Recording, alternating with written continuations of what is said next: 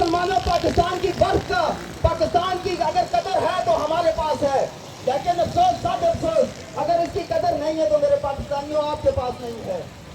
मुझे बताओ, हम कौम परस्ती में, हमने कौम परस्ती में सबसे टॉप नंबर पे है।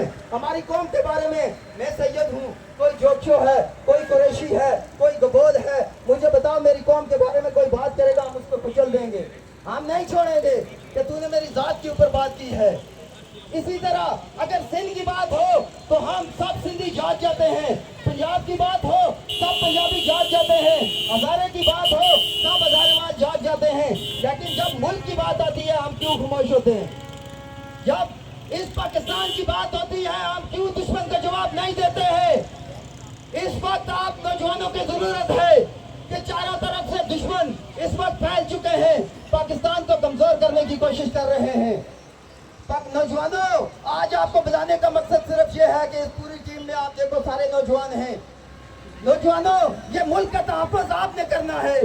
नौजवानों, ये फौज का तहफ़्फ़ुज़ आपने करना है।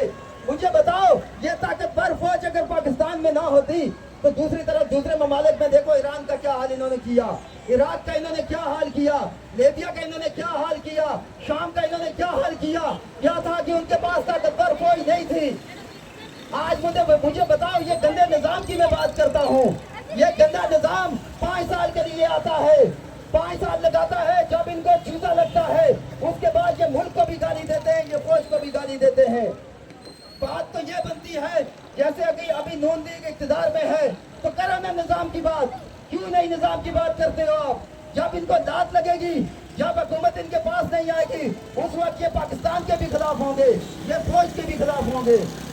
आज तक किसी भी सियासी जमात ने, आपने देखा होगा, जब इक़्तिदार के अंदर होते हैं तो वो आर्मी चीफ को कौम का बाप बनाते हैं, वो अदारों का तहफ़्फ़ुज़ करते हैं, लेकिन जैसे ही उनको चीता मारा जाता है, जैसे ही उनसे इक़्तिदार चला जाता है तो वो जालिम, वो दहशतगर्द जब बाहर होते हैं इक़्तिदार से तो वो पाकिस्तान के खिलाफ भी बात करते हैं, वो अदारों के खिलाफ भी बात करते हैं।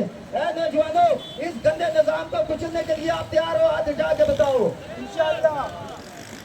बताओ, इस गंदे सियासत को, इन जितने मदारी हैं ये पाकिस्तान के गद्दार हैं, इनके सियासत पाकिस्तान से बाहर है, ये कोई भी पाकिस्तान के हक में नहीं है। इन सब ने अपनी जायदादें बनाई हुई हैं। अगर पाकिस्तान को नुकसान होता है तो खुदा की कसम ये नौजवानों, हमारी माओ बहनों को, हमारे बाप, हमारी बरादरियां कोई भी महफूज नहीं होगी। याद रखना, अगर पाकिस्तान कमजोर होता है तो आप सब ऐड करें कि इंशाअल्लाह सबसे पहले हमारा सबसे पहले दीन है, हम दीन का निजाम चाहते हैं, फिर पाकिस्तान है, पाकिस्तान होगा तो हम दीन का चर्चा करेंगे, फिर जब पाकिस्तान है तो उसके बाद फौज है, जब फौज होगी तो खुदा की कसम आपकी तरफ कोई मैली आंख से नहीं देखेगा, किसी की जरूरत नहीं है कि पाकिस्तान की तरफ देखो। इंडिया देखो, एक मुसलमानों याद रखना, इस वक्त इंडिया सबसे बड़ा आपका दुश्मन है।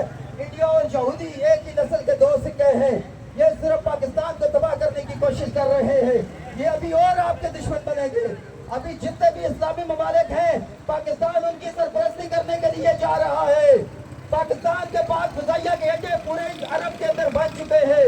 अभी सिर्फ 3 मुल्क आपने देखे होंगे, जिसमें सऊदीया शामिल है, जिसमें टर्की शामिल है, कुवैत भी आ चुका है पाकिस्तान के साए के नीचे।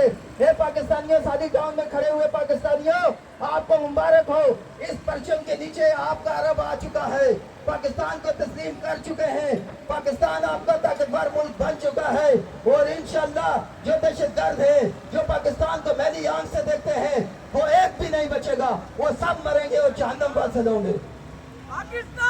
मेरे साहब इस वक्त इमरान खान पर जोड़े मौजूद हैं, उनसे मैं इल्तमास करूंगा कि वो अपने ख्यालात का इज़हार करें।